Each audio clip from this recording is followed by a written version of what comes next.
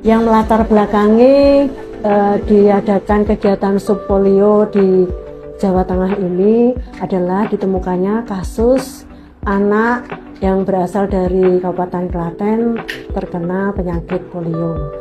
Dirunut dari perjalanan sebelum didiagnosis terkena virus polio itu bahwa anak tersebut ada perjalanan beberapa hari menetap di Campang. Setiap ada kasus satu polio itu sudah dianggap sebagai kejadian luar biasa. Karena penyakit polio ini sudah dianggap tidak ada, bahwa Indonesia itu sudah eradikasi polio pada tahun 2014. Tapi di perjalanannya masih juga ditemukan adanya kejadian-kejadian, ditemukan kasus polio di beberapa daerah, antara lain di Jawa Barat, di Aceh, kemudian yang terakhir itu juga di Papua. Bedanya dengan PIN dan subpolio. Kalau PIN kan secara nasional, kalau subPIN polio ini adalah diadakan di suatu daerah yang terjadi outbreak atau kejadian luar biasa. Dan ini karena Klaten ada di Jawa Tengah, maka di seluruh kota yang ada di provinsi Jawa Tengah ini dilakukan kegiatan subPIN polio. Demikian pula di Jawa Timur dan DIY, karena DIY itu dekat dengan Kabupaten Klaten, maka juga dilakukan kegiatan subPIN polio.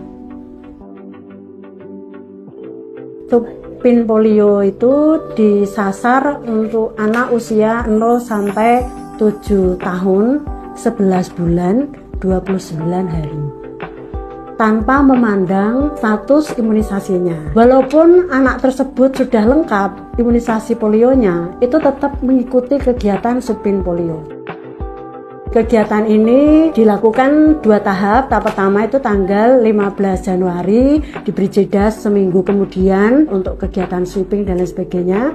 Kemudian yang tahap kedua, sesi kedua itu dilakukan pada bulan Februari tanggal 19 dengan dijeda seminggu kemudian untuk mungkin kalau ada sasaran yang belum. Lokasi dilakukan kegiatan subpolio ini di SD karena usia itu kan usia sekolah dasar, TK, PAUD, kemudian di posyandu, bisa di puskesmas pembantu atau layanan kesehatan yang ada di desa.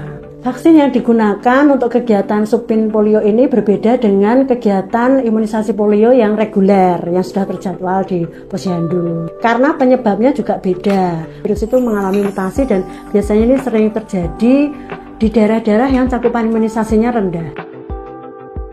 Sasarannya di Kabupaten Rembang sebesar 66.232.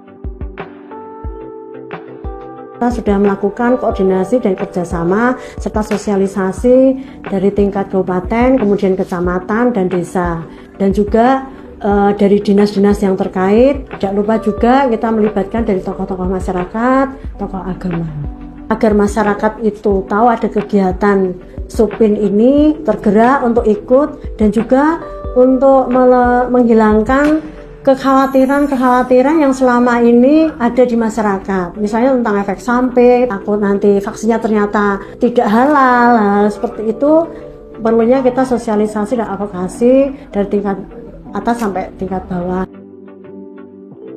Kami tegaskan vaksin polio ini halal dan aman.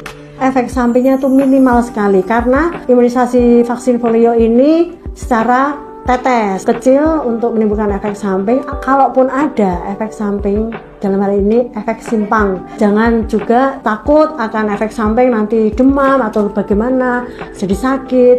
Bahwa efek samping dari imunisasi tetes polio ini minimal sekali. Kalaupun ada, itu biasanya diare, dan biasanya diare yang terjadi itu juga tidak berat. Syarat untuk bayi atau anak bisa ikut imunisasi subpin polio ini adalah anak sehat dalam artian tidak demam dan tidak diare.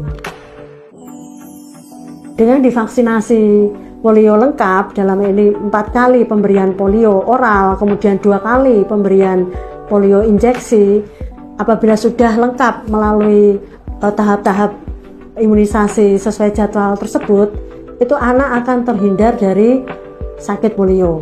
Terhindar dalam artian bahwa anak memiliki imunitas yang tinggi terhadap virus polio. Apabila ada virus polio yang di sekitarnya dan masuk ke dalam tubuhnya, anak tersebut mempunyai imunitas, dan apabila kondisi saat itu sedang rendah kesehatannya dan imunologisnya, itu bisa tertular tetapi tidak menimbulkan efek yang berbahaya dibandingkan dengan anak yang tidak melakukan imunisasi lengkap.